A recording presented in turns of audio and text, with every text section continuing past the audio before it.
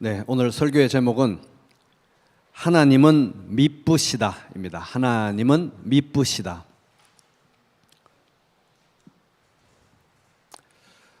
나무는 보고 숲은 보지 못한다. 나무는 보고 숲은 보지 못한다. 이런 말이 있습니다. 부분에 집착해서 전체적인 그림을 보지 못한다. 이런 의미입니다. 가장 그렇게 하기 쉬운 대상이 바로 누구냐 하면 내가 애착을 가지고 있고 내가 가까이 하고 내가 더 잘 알고 있는 그런 대상들이 그런 것 같습니다. 저는 예를 들어서 저희 부부의 삶을 생각해 보면 좀 제가 그런 것 같습니다. 결혼한 지 이제 25년을 넘어가지고 30년을 이제 다가가고 있는데 이제 처음에는 그냥 좋아서 결혼했겠지만 처음에는 몰랐던 서로의 단점에 대해서 25년 이상 공부를 하니까 이제는 저한테 아내도 마찬가지일 것입니다. 저한테 아내의 단점을 한번 얘기해 보시오. 이렇게 주관식 문제를 내면 아주 편하게 오랫동안 얘기할 수 있을 것 같아요. 그래서 상태가 안 좋으면은 단점만 보입니다. 단점만.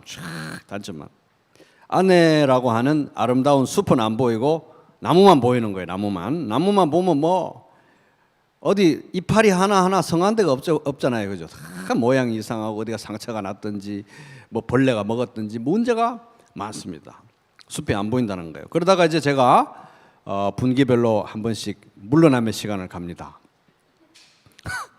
물러남의 시간 가평에 가서 3박 4일 그렇게 참 혼자 지내다 보면 숲이 이제 보이기 시작하는 거예요.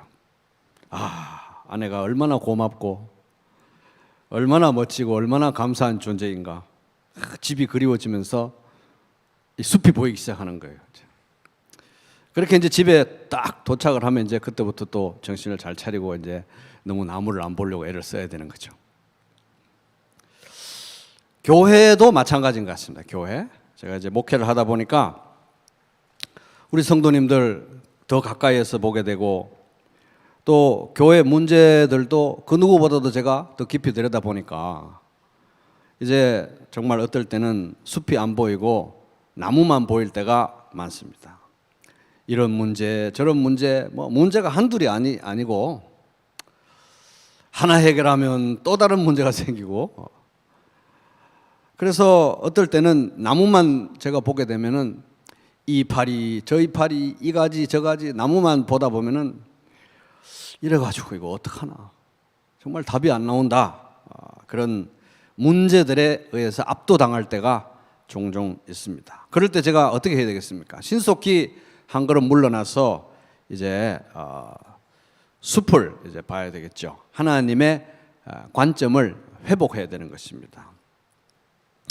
고린도전서의 말씀을 기록할 때 사도 바울은 이 교회라고 하는 숲을 못 보고 그 나무 하나하나를 보면서 그 나무의 문제들의 압도를 당해가지고 교회라는 건 안 되는구나. 교회에 대한 어떤 초심이나 기대나 희망을 상실하고도 남을 만큼 그의 상황이 힘들었고 또 특별히 고린도 교회에서부터 상당히 거리가 떨어져 있었음에도 불구하고 여러 가지 냄새나는 문제들이 이제 보고가 되고 하면서 그런 문제들을 직면하면서 교회에 대한 초심을 잃고 교회에 대한 어떤 숲의 그 비전을 관점을 잃어버리기 너무 좋은 딱 그런 상태에 있었습니다. 당시 이제 이 고린도전서를 기록할 때 바울은 에베소라는 곳에 있었습니다. 터키, 지금의 터키 지역이죠. 3차 전도 여행 중인데 에베소에 있었고 고린도는 거기서 바다 건너가지고 그리스 남쪽에 있는 도시였는데 거기는 이제 2차 전도 여행 때 고린도 지역에 가서 1년 6개월을 전도하고 가르쳤던 곳이에요. 바울이 전도 여행하면서 어떤 곳에 가서 머물렀던 그 기간으로 따지면 에베소 2년, 여기 고린도 1년 6개월. 고린도는 그냥 오래 머물기로 따지면 두 번째 가는 그런 곳이었는데 그렇게 열심히 거의 모든 걸 쏟아부으면서 사역을 했는데 거기에서 이제 여기 이제 바다 건너 가지고 이 터키 지역의 에베소에서 두란노 서원에서 막 바울이 사역을 하고 있으니까 고린도 교회 문제들이 이제 리포트가 되는 거예요. 고린도 지역에 문제들이 막 보고가 오는데 그거는 뭐냐 하면 고린도 교회 자체에서 해결이 안 되는 해도 너무해서 고린도 교회 자체적으로 해결이 안 되는 문제들이 여기서 막 보고가 되기 시작했어요. 근데 그런 문제들이 이제 어떤 것들이냐 하면은 첫째는 분열. 나는 바울파다. 너는 아볼로파다. 이러면서 서로 싸우니까 딱 주일날 교회 와서 이렇게 앉아 있는 모습은 딱 보면 아볼로파네. 바울파네. 딱 보이는 거예요.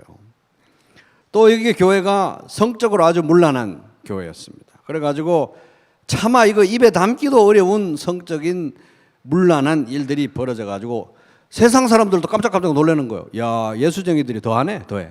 이런 일들이 벌어졌습니다. 그리고 성도들 간에 고소 고발 사건들이 일어나가지고 법정으로 가서 막 이전 투구로 싸우고 그러니까 세상 사람들의 손가락질을 받는 거예요, 그죠? 그리고 우상 숭배에 대해서 이 사람들이 아주 안일한 생각을 가지고 있어가지고 주일날은 와서 성찬 예배 드리는 거예요. 주중에 가가지고 돼지머리 놓고 고사 지내는 가서 넙죽절하고 돼지머리 고기 먹고 막 이러는 사람들이야. 근데 말이나 못하면 밉지는 않지.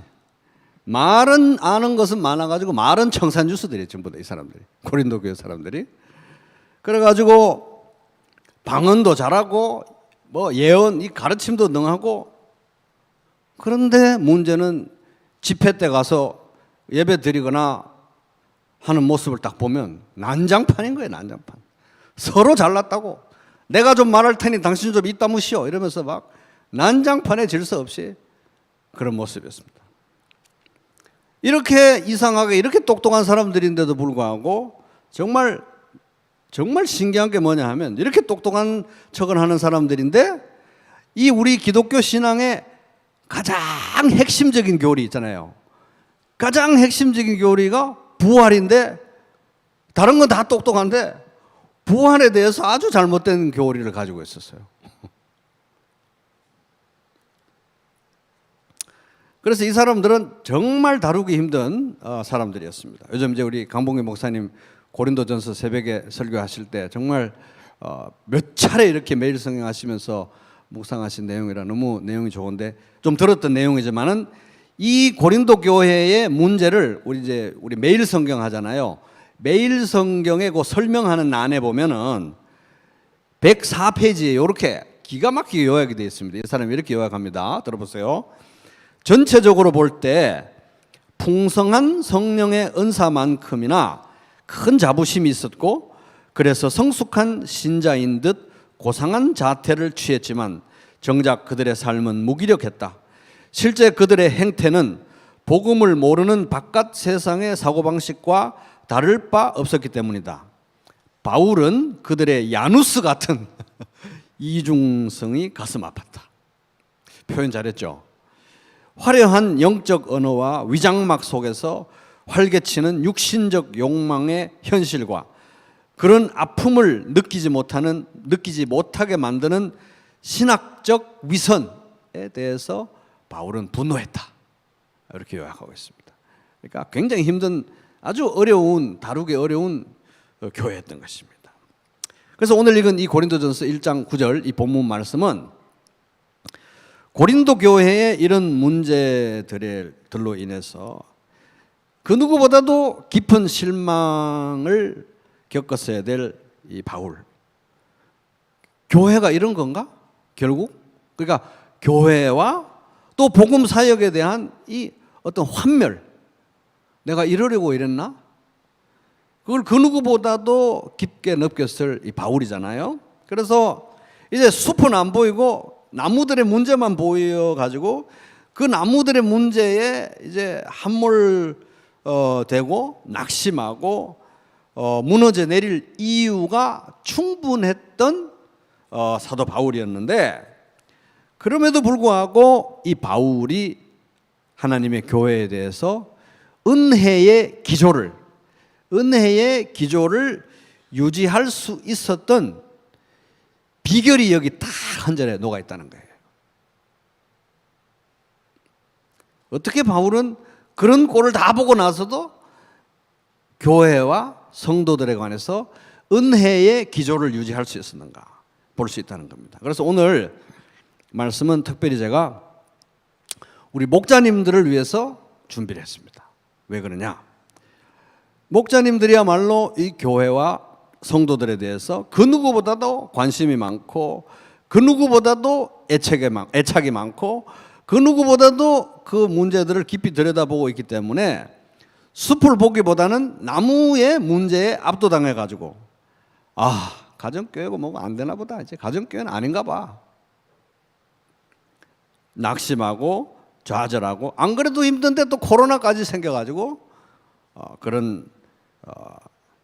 이 숲의 비전을 잃어버리기 딱 좋은 우리 목자님들을 위해서 이 말씀을 준비를 했습니다. 그럼 나는 목자가 아니니까 이제 나갈란다. 그건 아니라는 거예요. 왜? 모두가 다 목자가 돼야 되기 때문에. 아멘? 자, 옆 사람한테 모두가 다 목자가 돼야 되는 거 맞죠? 이렇게 좀 한번 얘기 좀 해주세요.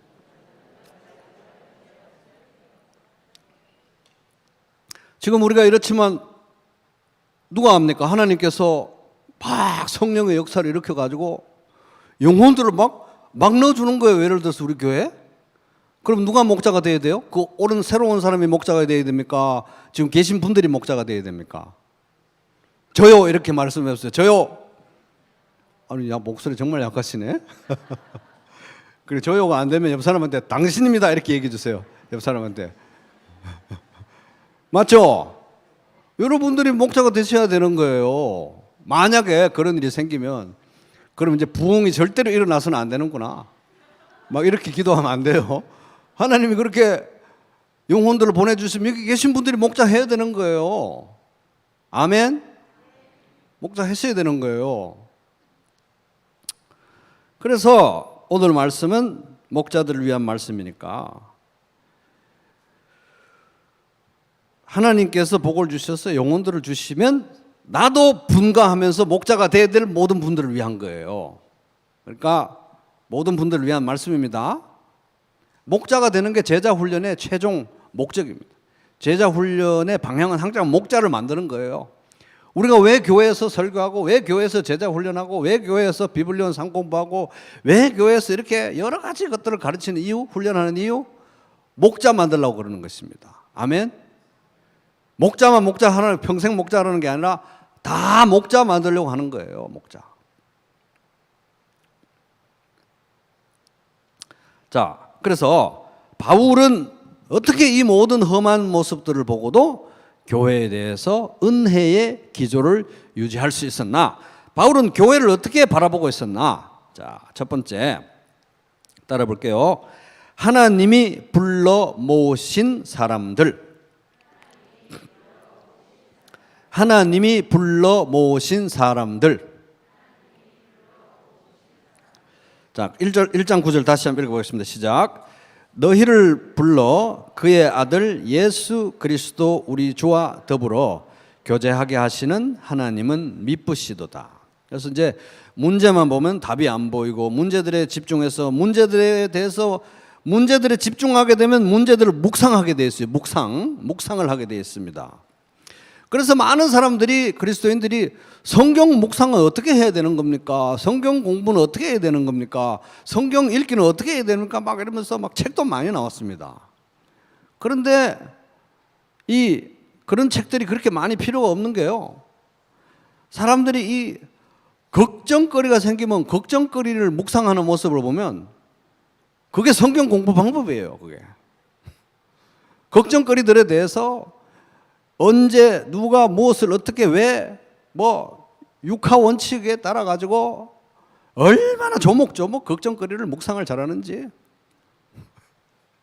정말 묵상을 전 세계에서 최고 잘해요.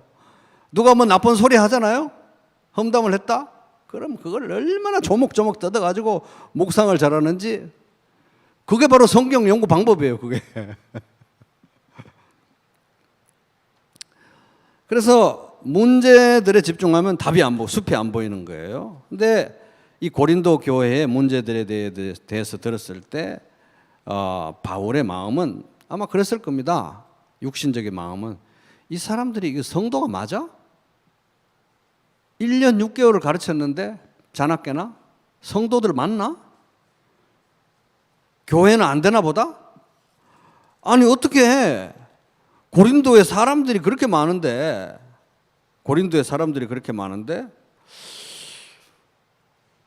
어떻게 이런 사람들만 불러 모았지? 고린도에 그렇게 사람들이 많은데 어디서 이렇게 악하고 약하고 정말 구제불능이고 해결이 안 되는 완악한 사람들만 다 선발을 해서 이렇게 모였나? 이런 생각이 들었을 거예요. 절망도 들고 화도 나고. 왜냐하면 누가 누군지 다 아니까, 고린도 사람들 다 아니까. 그러다가 묵상을 하다가 제가 보기에는 어느 시점에서 바울이 딱 깨달았던 것 같아요. 도대체 이 사람들 어디서 왔어? 이러고 이제 막 묵상을 하는데 누가 불러 모았다고요? 하나님이 불러 모으셨구나. 어이가 없는데 하나님이 불러 모으셨다는 거예요. 하나님이. 우리 가정교회 이 사람들은 어디서 누가 이렇게 불러 모아가지고 이렇게 견적이 안 나오는 사람들만 우리 가정교회에 있나, 그렇게 생각할 때가 있겠지만 누가 불러 모았습니까? 하나님이 불러 모았다는 거예요. 하나님. 너희를 불러. 누가 불렀습니까? 하나님이 불렀다는 거예요. 너희를 불러서 그의 아들 독생자 예수 그리스도와 더불어, 우리 주와 더불어 교제하게 하신. 그래서 여기 보면 구원의 목적이 예수님과 뭐 하는 거죠?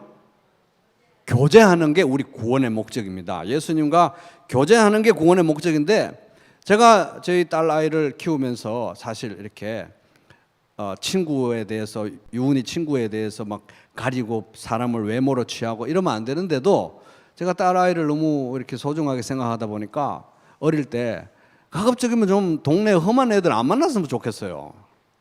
그리고 뭐 예를 들어서 아이 생일 파티나 이런 거 할 때 친구 불러오라, 친구 불러서 생일 파티 하자 할 때 좀 말 잘 듣고 착한 애들만 왔으면 좋겠어요. 진짜 좀 험한 애들이 우리 집에 와서 생일 파티 한다고 같이 안 있었으면 좋겠다는 생각이 제 솔직한 마음이었습니다.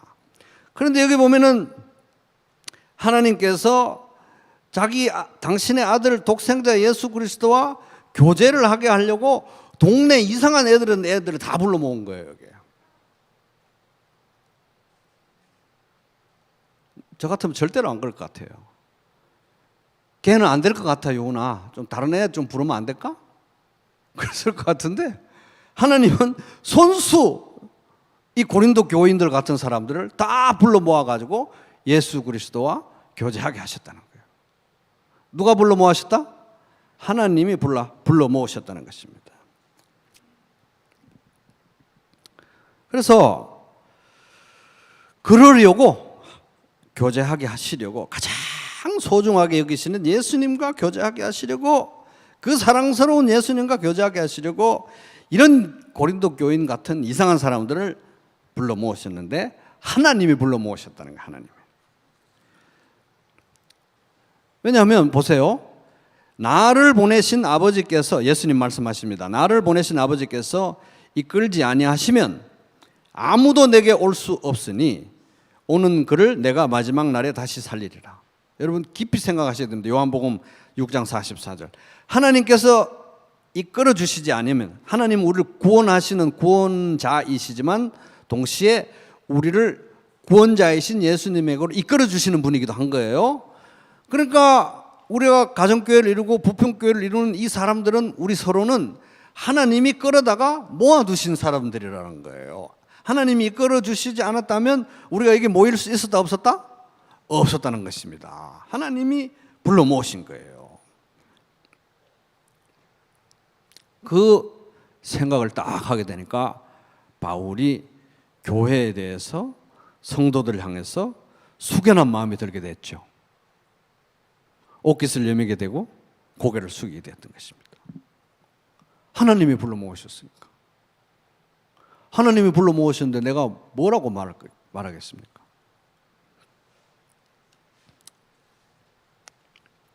너희는 가서 내가 긍휼을 원하고 제사를 원하지 아니하노라 하신 뜻이 무엇인지 배우라. 나는 의인을 부르러 온 것이 아니요 죄인을 부르러 왔노라 하시니라.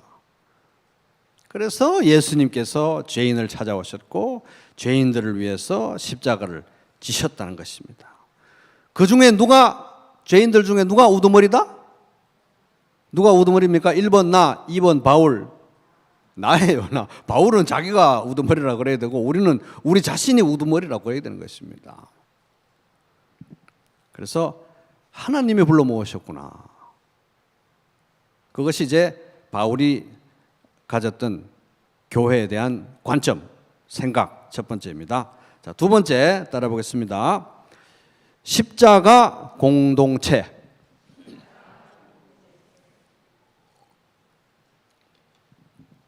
또 1장 9절 다시 한번 읽어보겠습니다. 시작. 너희를 불러 그의 아들 예수 그리스도 우리 주와 더불어 교제하게 하시는 하나님은 미쁘시도다. 자, 구원의 목적은 하나님의 아들 우리 주 예수 그리스도와 더불어 뭐하게 하는 것? 교제하게 하는 것입니다. 근데 교제라는 말을 국어사전에서 찾아보면은 이렇습니다. 서로 사귀어 가까이 지냄. 어떤 목적 달성을 위한 수단으로 남과 가까이 사귐.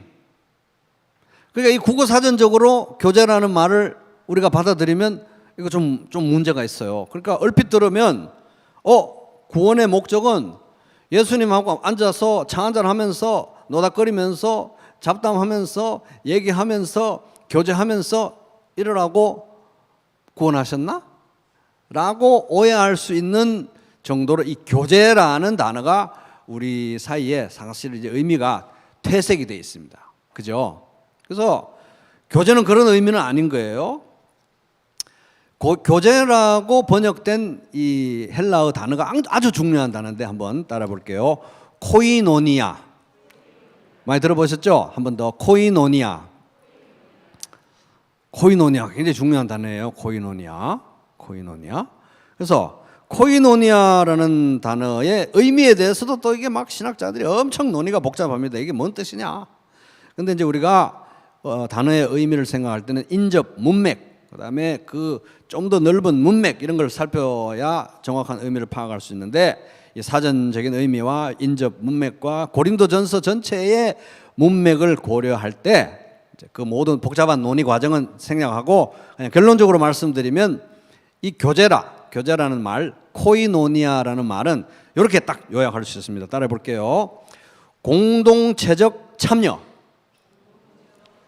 한 번 더. 공동체적 참여. 그러니까 여기 보면 이제 예수님은 하나님의 아들로 표현되어 있잖아요. 하나님의 아들 우리 주 예수 그리스도가 이루신 일, 십자가와 부활 이루신 일, 그리고 말씀하신 그 말씀, 그리고 행하신 일, 예수 그리스도의 인격, 예수님의 어떠하심 이런 것에 우리가 참여, 코이노니아 참여해야 되는데 각자 하는 게 아니라 따로따로 하는 게 아니라 같이 교회를 이루고 공동체적으로 같이 참여하는 거예요. 그러니까 우리가 파트너라는 것입니다. 예수님에게 참여하는 공동체의 파트너, 동반자 이런 의미인 거예요. 몫을 같이 나누는 그런 의미라는 거예요. 그래도 뭐 좀 뜻이 사실은 좀 어렵습니다.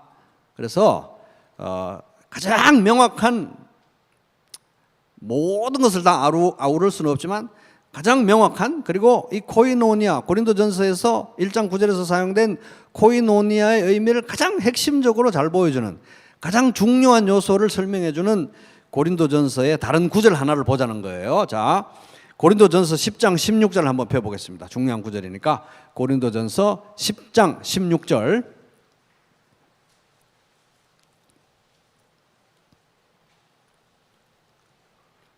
고린도전서 10장 16절 같이 읽겠습니다. 시작. 우리가 축복하는 바 축복의 자는 그리스도의 피에 참여함이 아니며 우리가 떼는 떡은 그리스도의 몸에 참여함이 아니냐. 성찬 예배에 대한 거죠. 성찬에 대한 거. 근데 여기 이제 참여라는 단어가 교제하고 똑같은 단어고 코이노니아인 겁니다. 코이노니아. 그래서 참여라는 말을 이제 코이노니아로 바꿔 보는 거예요. 예를 들어서 그리스도의 피에 코이노니아 하는 것이 아니냐, 그리스도의 몸에 코이노니아 하는 것이 아니냐, 이렇게 좀 바꿔서 한번 읽어보겠습니다. 시작. 우리가 축복하는 바 축복의 자는 그리스도의 피에 코이노니아 하는 것이 아니며 우리가 떼는 떡은 그리스도의 몸에 코이노니아 하는 것이 아니냐. 코이노니아라는 말이에요. 코이노니아. 그러니까 우리가 예수 그리스도와 교제한다. 1장 9절 다시 돌아왔어. 1장 9절에서 예수 그리스도, 하나님의 아들 예수 그리스도와 교제한다. 이거의 핵심 내용, 가장 본질적인 내용, 제일 중요한 내용은 뭡니까? 그것은 다른 게 아니라 예수님의 피와 예수님의 몸에 참여한다. 다시 말하면 예수님의 십자가와 부활에 참여한다. 공동체적으로 참여한다. 공동체적으로 같이, 혼자만 따로따로가 아니라 공동체적으로 참여. 그러니까 십자가와 부활에 공동체적으로 참여한다. 이게 예수님과 교제한다는 의미의 가장 중요한 요소, 핵심 요소인 것입니다. 그러니까 우리 교회는, 우리 성도들은 예수님의 십자가와 부활의 코이노니아, 참여하라고, 공동체적으로 참여하라고 불러주신 사람들의 모임이 교회라는 거예요. 쉽게 말하면 교회는 십자가 공동체, 이렇게 말할 수 있는 겁니다. 자, 십자가 공동체. 옆 사람한테 우리는 십자가 공동체입니다, 이렇게 한번 얘기해 주세요. 그러니까 십자가 공동체라는 걸 보면, 십자가 공동체니까 다른 사람들이 딱 와서 보면, 이 부평교회 와서 보면 뭐가 제일 잘 보여야 되겠어요? 십자가가 제일 잘, 앞에 뭐 이렇게 십자가 뭐 새겨놓자 이런 뜻이 아니라 십자가가 제일 잘 드러나야 교회의 본질에 맞다는 것입니다.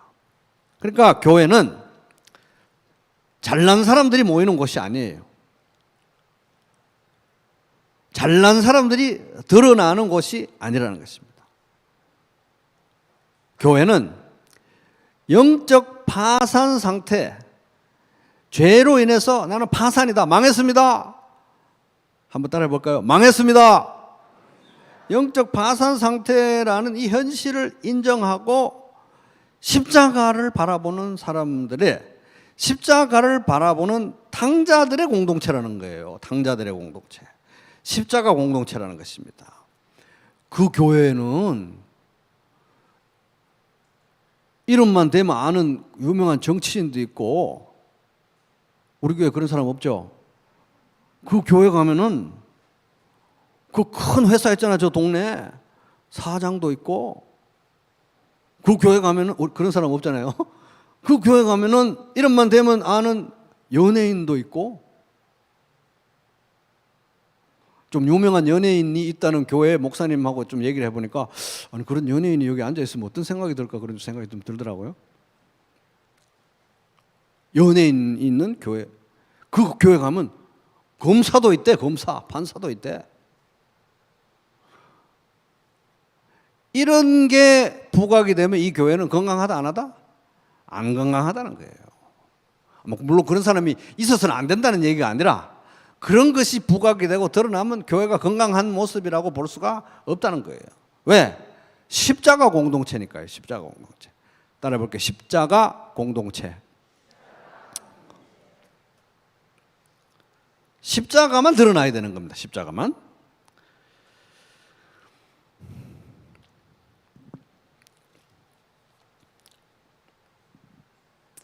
이런 관점, 아, 교회는 십자가 공동체구나, 이런 관점을 딱 회복하니까 바울의 마음에 희망이 보이기 시작한 거예요. 되겠네. 고린도 교인들 얘기를 들으니까 한 명 한 명 어쩌면 저렇게 원색적으로 해결이 불가능해 보이는 죄인들이 드글드글 그렇게 득실득실 모였는데, 답이 안 나오는 것 같았는데, 아, 교회는 잘난 사람들이 모여서 잘 되는 것이 교회가 아니고 십자가 공동체가 교회구나. 십자가가 드러나면 되겠네. 다른 게 아니라 십자가가 더 높이 드러나면 되는구나. 답이 있구나. 그 답이 보이고 다시 희망이 보이고 용기가 생기니까 찬양이 터져 나오는 거예요. 미쁘시도다. 하나님이 미쁘도다. 미쁘다고 이렇게 감사와 찬양이 터져 나오는 것입니다. 문제만 보면 답이 안 보이고 나무만 보면 숲이 안 보이고 사람들만 보면 전부 문제들만 보이지만 문제들에 압도당할 수밖에 없지만 십자가를 보니까 답이 나오는 거예요. 왜? 십자가가 하나님의 해결책이었기 때문에 그런 것입니다. 우리 가정교회는 답이 안 나온다. 우리 가정교회는 어떻게 이렇게 그렇게 목자가 잔소리를 하는데도 아주 속이에 경육되시 그러고 이렇게 가정교회를 뭐 알듯이 해서 정말 나 사표 쏘고 싶다. 제주도든 강원도든 어디 가고 싶다 나도. 그런데 그렇게 보면 답이 없는데 뭐를 보면 답이 나온다? 아, 십자가가 드러나면 되는구나. 십자가가 드러나면 되는구나. 답이라고 주신 거는 십자가밖에 없으니까 그렇다는 거예요.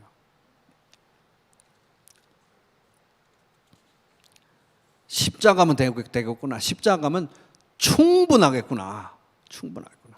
그래서 바울이 고린도 교회 그 내부 사정을 듣고 정말 낙심해서 뒤로 자빠지지 않았던 이유는 십자가가 있으면 되겠구나. 십자가 관점을 회복했기 때문인 것입니다. 얼마 전에 제가 뭔 프로인지 기억이 안 나는데 인간극장인지 뭐 생활의 달인인지 여기 보니까 어떤 미용실 원장님 얘기가 나오는데요. 이 원장님은 그냥 이렇게 헤어 디자인만 하는 게 아니라 이 사람의 머리카락을 가지고 가발을 만드시는 분이에요. 그래서 아주 젊었을 때부터 서울에 올라와 가지고 가발 공장에서 일하시면서 가발을 만들기 시작했는데 요즘은 손으로 수작업 가발 잘 안 만드는데 실제로 머리카락을 가지고 한 땀 한 땀 이렇게 바느질을 하면서 이 가발을 만드니까 이분이 만든 가발을 쓰면 진짜 머리 같은 거 진짜. 그리고 실제로 사람의 머리로 이렇게 가발을 만들어서 머리에 쓰고 머리 감기도 하고 이렇게 이거 커트도 하고 막 이렇게 하면 진짜 자기 머리 같아요. 그래서 이제 이분이 막 30년, 40년 평생 이걸 가발을 업을 하시고 이렇게 미용실도 운영하는데 여기 찾아오는 고객들은 전부 탈모인들인 거예요. 탈모인들인데 이거 우리 탈모인들 뭐 웃자고 하는 농담하자고 하는 얘기 아닙니다. 탈모인들이 엄청 고통이 심하대요. 저도 이제 예를 들어서 저희 아내가 그때 옛날에 건강 문제 때문에 막 머리가 한 움큼씩 빠지고 이럴 때 제가 정말 제 걸 막 뽑아주고 싶더라고요. 그 정도로 이 탈모인들의 고통이 심하기 때문에 웃자고 하는 얘기는 아닙니다. 어쨌든 그래서 하여튼 찾아온 사람들은 다 남자, 여자 뭐 남녀노소 불문하고 다 탈모인들만 찾아오는 거예요. 근데 제가 그 프로그램을 보는데 이 미용실의 분위기가 너무 좋아. 분위기가 뭐 전라도에서 경상도에서 강원도에서 멀리서 전국에서 모였는데 서로 잘 모르는데 이 미용실에만 오면 동그란 테이블에 앉아가지고 처음 본 사람들인데 아줌마 아저씨들 뭐 나이가 적은 사람 많은 사람 할 것 없이 너무 분위기가 좋은 거예요. 명함 주고받고 막 전화번호 주고받고 위로하고 막 웃고 막 같이 웃고 너무 분위기가 좋아요. 처음 만났는데 금방 친구가 되고 돈이 많든 없든 뭐 건강하든 안 하든 성별에 관계없이 그렇게 분위기가 좋은데 제가 딱 보니까 이게 바로 교회구나. 깊은 깨달음이 왔습니다. 이 미용실 왜 분위기가 좋겠어요? 탈모라고 하는 공통된 문제에 대한 이건 이상 뭐 이렇게 이론적인 게 아니에요. 현실적인 문제에 대한 인식과 고백이 있는 거예요. 너무 고통받으니까 탈모가 이게 뭐 이론이 아니잖아요. 탈모로 인한 고통을 가지고 오는 거예요. 똑같은 고통인 거예요.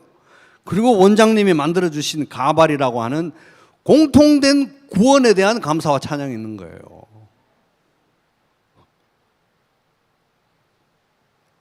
저것이 교회구나.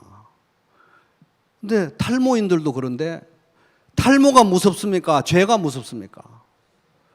죄가 훨씬 더 심각한 거예요. 탈모는 죄가 아니지 않습니까?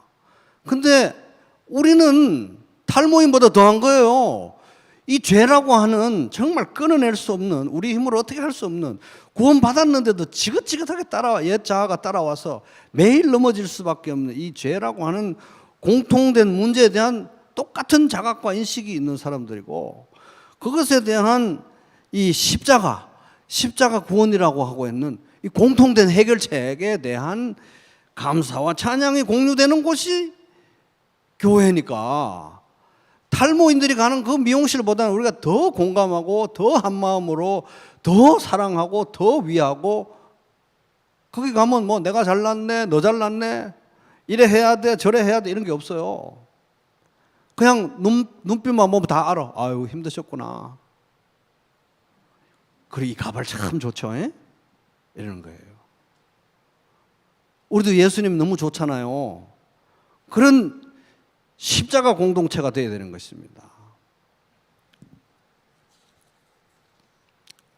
그래서 이것을 가장 원색적으로 드러내는 게 바로 이 성찬 예배라는 거예요. 성찬 예배.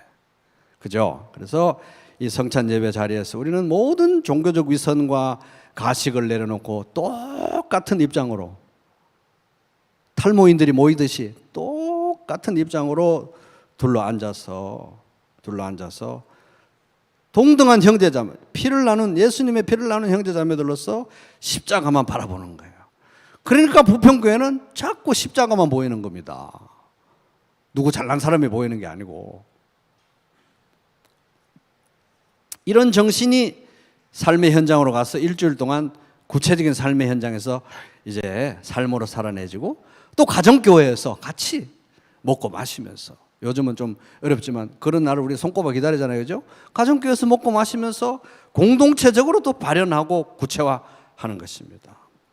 그래서 교회에 아무리 문제가 많아도 뭐만 있으면 된다? 십자가만 있으면 되는 거예요. 십자가만 있으면 되는 것입니다. 옆 사람한테 따뜻한 시선으로 십자가만 있으면 됩니다, 이렇게 좀 한번 얘기해 주세요.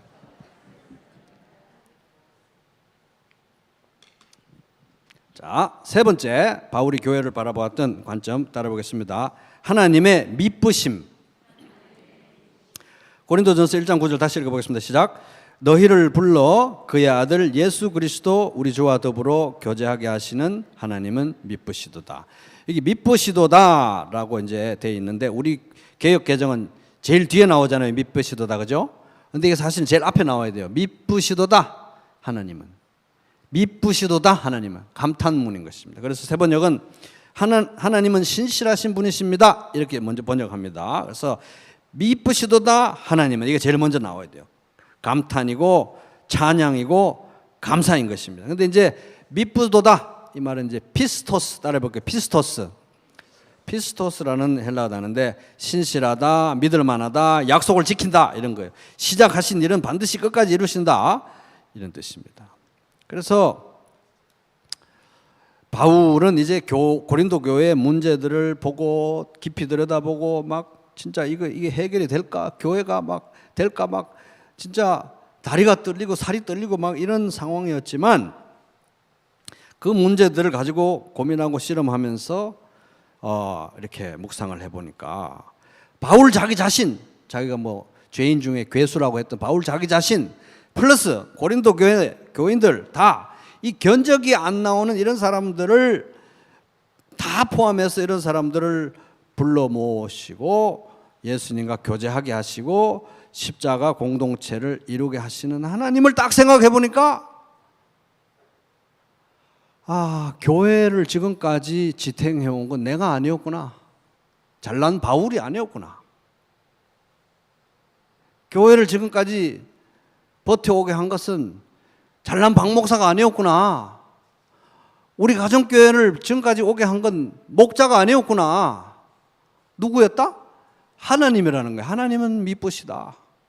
하나님이 지켜오셨고 하나님이 이끌어 오셨네, 하나님이. 그래서 미쁘시도다 하나님은 찬양했던 것입니다. 이 미쁘심은 성경 전체, 요새 우리 비블리온 상공부에 나오듯이 전체에 흐르는 사상입니다.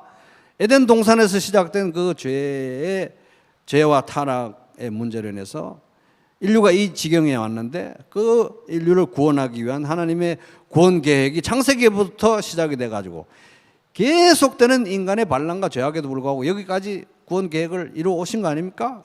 그죠? 구속사에서 볼 때 미쁘시다 이거예요.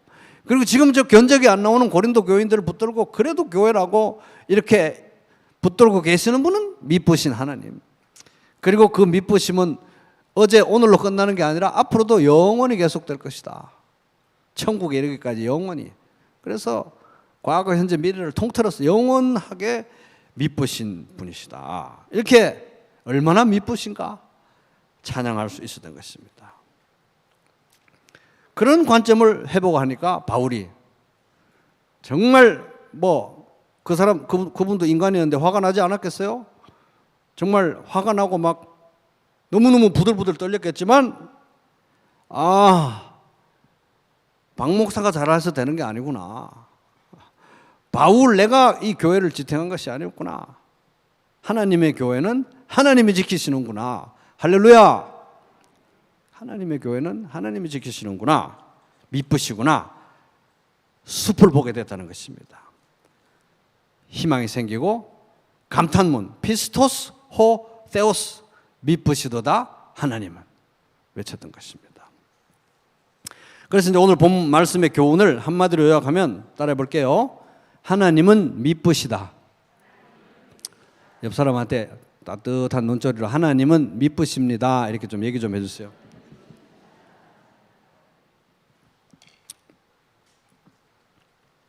우리 목자님들, 가정교회가 어려우면 어려울수록 하나님의 미쁘심을 바라봐야 될 줄로 믿습니다. 가정교회가 견적이 안 나올수록 하나님은 미쁘시구나. 가정교회 희망이 안 보이면 안 보일수록 우리를 불러 모으신 분은 하나님이시고, 이 불러 모으셔서 십자가 공동체를 이루는 분은 하나님이시고, 그 하나님이신데 미쁘신 하나님이시구나. 답이 안 나올수록, 교회가 어려울수록, 시대가 어려울수록, 성도들의 관계가 답이 안 나올수록 하나님의 미쁘심을 바라보시기 바랍니다. 목자만 그래야 되는 거 아니죠? 다 그래야 되는 것입니다. 하나님 바라봐야 되는 것입니다.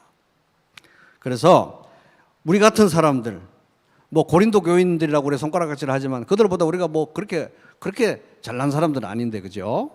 우리 같은 사람들, 나와 같은 죄인들을 일부러 불러 모아가지고 선택하시고 불러 모으셔서 독생자 예수님의 십자가를 바라보게 하시고 그 예수님과 교제하게 하시는 하나님 미쁘시다. 그래서 이 하나님의 미쁘심을 바라보고 찬양하고 감사하고, 십자가만 있으면 된다.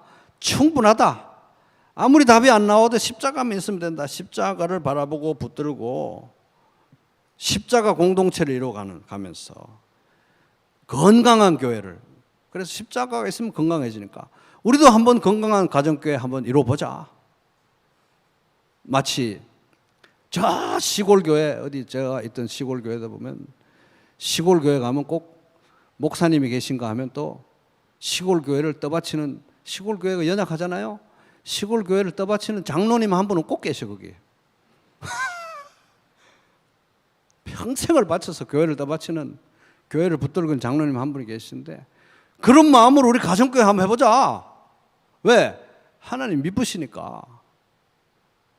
그래서 그걸 평생의 소원으로 삼고 건강한 가정교회 이루어가고, 그래서 그 가정교회들이 모여서 건강한 부평교회를 이루면서 하나님의 미쁘심을 찬양하고 높이는 우리 각자, 우리 가정교회, 우리 부평교회 되기를 주님의 이름으로 축복합니다.